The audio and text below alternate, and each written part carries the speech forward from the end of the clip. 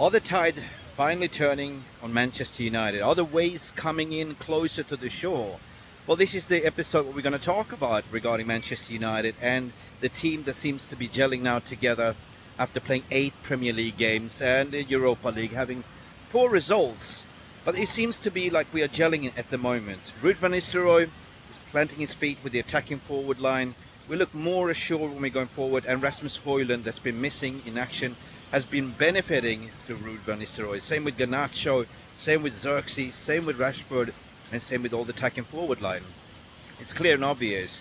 But what about how we move forward from now? It's all game by game, and tomorrow, of course, we're playing Fenerbahce, Jose Mourinho.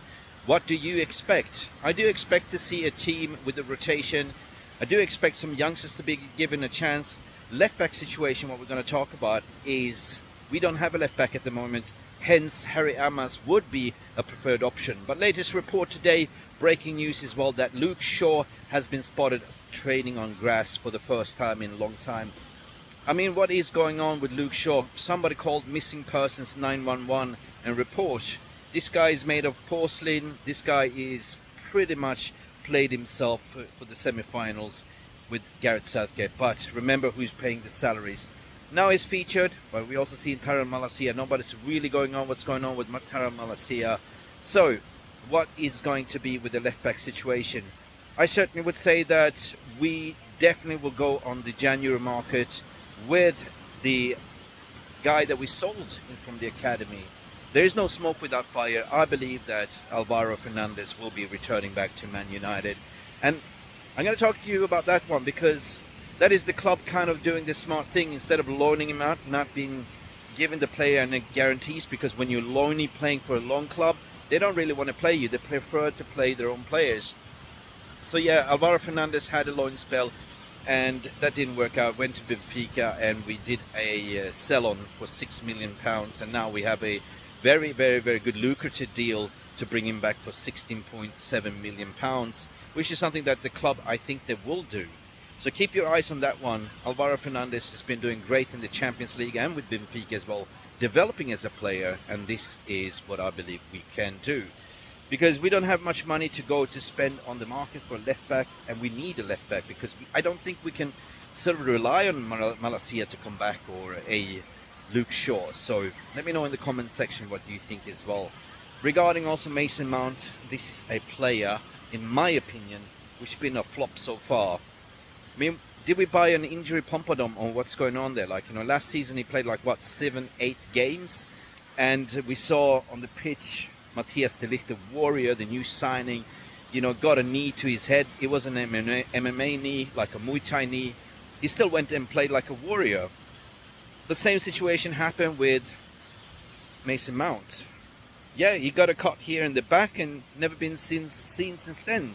Maybe it's a concussion, but still, a concussion doesn't take you that long. For me, that is a suspicion, right? Also, reports regarding Anthony Dos Santos. I think the judge and jury is out on Anthony Dos Santos. This is kind of the third season with Man United. Hasn't really clicked. Hasn't really worked out, in my opinion, either. Okay, first season, you give him a benefit of doubt. He did quite well. Second season, we had all the scandals with the rape allegations and, all that stuff. So, but still, he hasn't really kicked on, and I don't think that Erik ten Hag is kind of favor him. Like, £90 million signing. We're hearing also that, Ajax is opening to bring him back. But are we cutting our losses here? What is the market value of Anthony Dos Santos? Some people are saying he can play as a left back, left winger kind of thing. But still, that's not his natural position. We brought him in as a kind of a right winger. I don't know. For me, there are certain things that the club needs to do, like, in January window. I mean, Johnny Evans, I think that it's time for him to sort of hang up his boots. This is his final season. Harry Maguire's contract's fizzing out.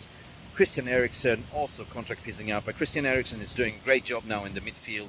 So we need to make way for those players in the summer to go for a free, just cut them out the contract, and bring in players like, what's his name? Yeah, Jack Fletcher in the midfield. He's a beast. We need energy. We need a specimen in the midfield. I think the defense is kind of sorted out.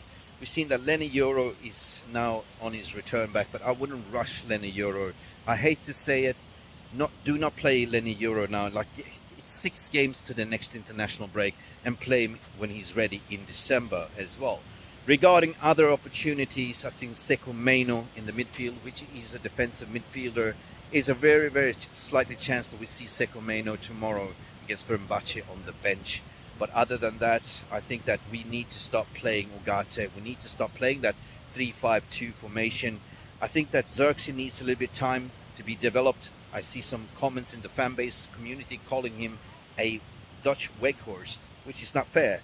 I think that everyone at the moment, the way things are developing and why Man United had a very slow start of the season is because everyone is new. Everyone is gelling. There's a new backroom staff, new coaches, Ruud van Nistelrooy. We have René Hanke. We have a new set pieces coach, new medical staff, and even a new footballing operations that are everyone trying to, be on the same page. And Ten Hag constantly says in the press conferences that we are on the same page.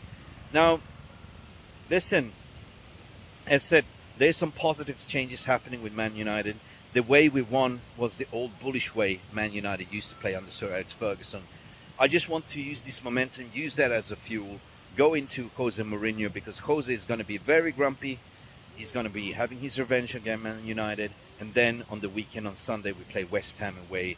Can Man United get maximum 6 points out of these 2 games remaining? I certainly believe, as a fan, we have to believe. I was very impressed with the application, determination, the grit, the fight that we see within the team. Kind of reminds me of the first season where we had, Casemiro, we had Licha, we had Anthony being like dirty dogs, and that's what we need to do. We need to attack. We need to be ruthless from minute 1. Otherwise, we cannot just be second half FC. Winning games is important, but also applying application and mental agility. Anyway, guys, let me know in the comment section what you think.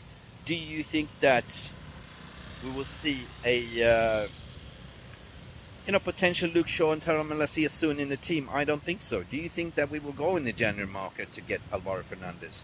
Do you think that we need to start playing Manuel Ugarte as a defensive midfield and introduce Seko Meno as well? Let me know in the comment section. And also, what would be your score prediction on Thursday regarding Man United versus Fenerbahce? This is Mick Ruby, walk and talk from the beach in Thailand, Phuket. Wishing you a happy day. I had my say, and hopefully I made you a better day. Don't forget to like and subscribe, and see you to the next one. Glory, glory, Man United. Let's go.